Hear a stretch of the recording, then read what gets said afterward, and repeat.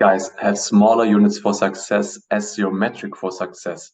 Now, this is a technique or this is a habit which I used to do since basically the beginning of my studies, my university studies. I did it unconsciously because previously, in other circumstances when they were too challenging, I was focusing on each individual small step in order to keep myself motivated and on the path.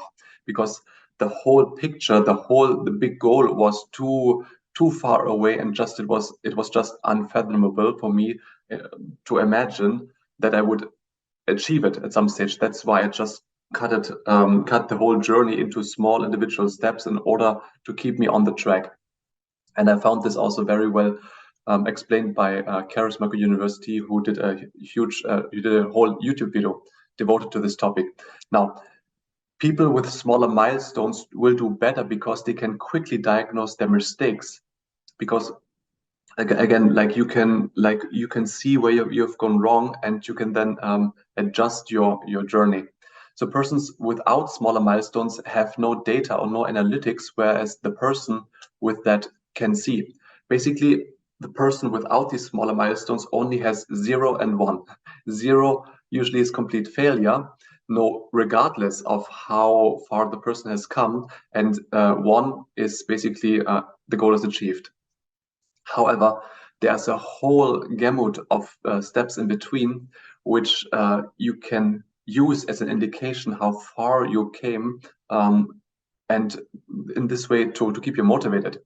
So when you deconstruct things, you can chunk all these things, all these little lessons together afterwards. Just an example from my first semester paper. When I was writing my first semester paper, it was so bad.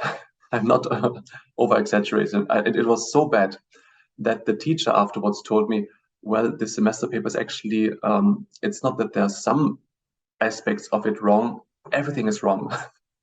So I couldn't even grade it, even if I wanted to. This has never happened to me. This is what the teacher told me. Now, how is this for motivation? Um, but for me, it was actually good because I could understand, hey, everything is wrong. If I improve upon everything, I will have a very good semester paper. So this was my logic. So I didn't actually got beaten down by this. So basically, what I did is I went to all the writing workshops there were from the Asian Africa Institute, from the history department, as well as from the cultural studies department.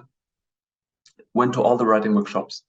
How to write, how to structure arguments, how to find the topic, how to cut the topic down, how to keep the paragraphs concise.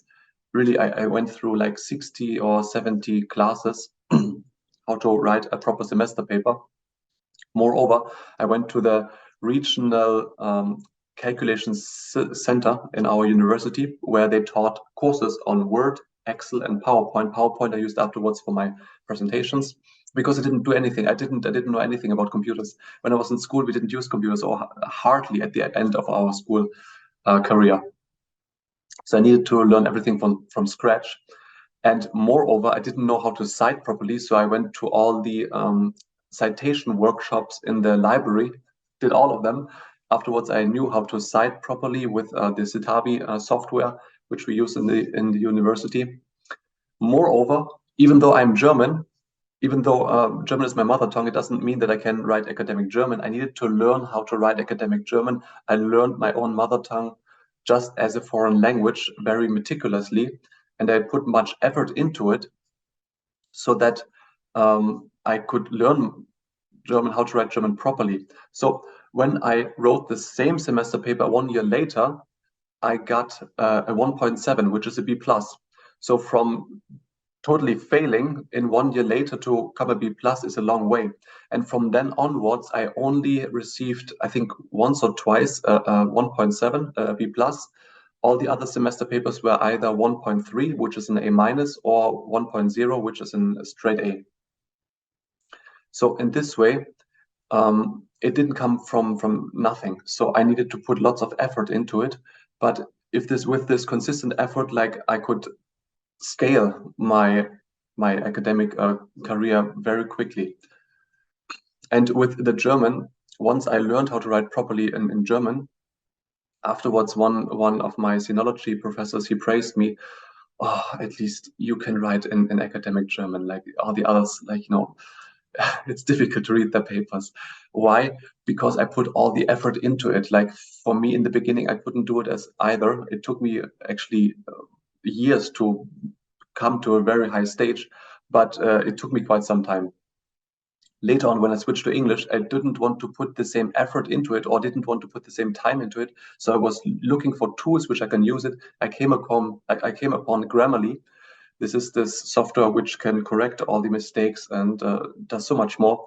And basically, I started to pay for speed. And with this, Grammarly was like cleaning up all my messy English, and I could write within like a few months, or within a few weeks, very proper English, academic English.